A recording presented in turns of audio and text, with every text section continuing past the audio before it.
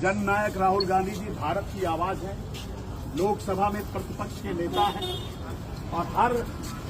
अन्याय के खिलाफ बोलने वाले नेता हैं। ऐसे नेता को प्रशासन की उपस्थिति में जिस तरह से भद्दी गालियां दी गई हैं, न तो भारतीय संस्कृति में शोभनीय है,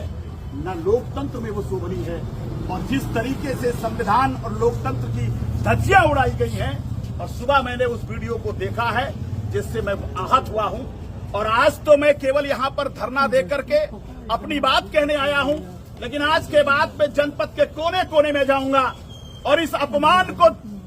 गांव गली कूचे में ले जाकर के जिन लोगों ने धमकी दी है उनके खिलाफ एफआईआर किया जाए कि जननायक राहुल गांधी को रायबरेली में घुसने नहीं दिया जाएगा।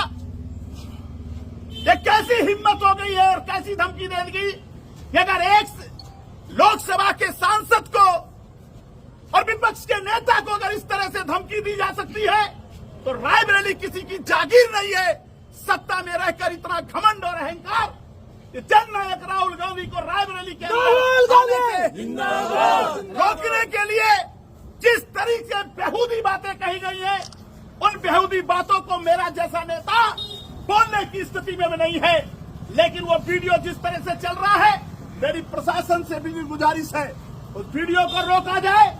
और प्रसारित और अपमानित किया जा रहा है उस वीडियो के माध्यम से, उस पर तत्काल कार्रवाई होनी चाहिए। और जिन लोगों ने भी ऐसी अपमानजनक बेहुदा बातें कही हैं, उनके खिलाफ एफआईआर दर्ज हो और विधिपूर्वक कार्रवाई होनी चाहिए। अगर कार्रवाई नहीं होगी तो हम नौजवानों के खिलाफ ये जो बर्बरता की गई है, जो अन्याय किया गया है और जननायक राहुल गांधी और गांधी परिवार को गाली दी गई है, इस गाली के खिलाफ हम किसी भी हद तक गुजरेंगे। आज तो हम कानून के दायरे में रहकर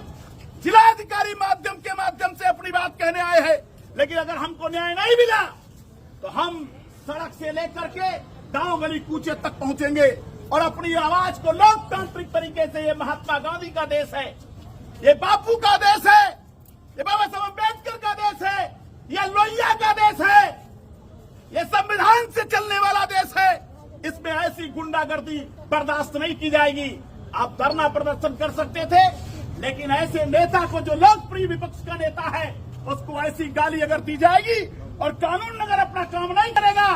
तो निश्चित तौर पर आप नौजवानों को आप कानून के दायरे में रहकर हमको अपनी लड़ाई लड़ने के लिए मजबूर कर रहे हैं। इसलिए ये लड़ाई कांग्रेस की लड़ाई नहीं है, ये जननायक राहुल गांधी जो भारत की आवाज है, जो दबे कुचलों की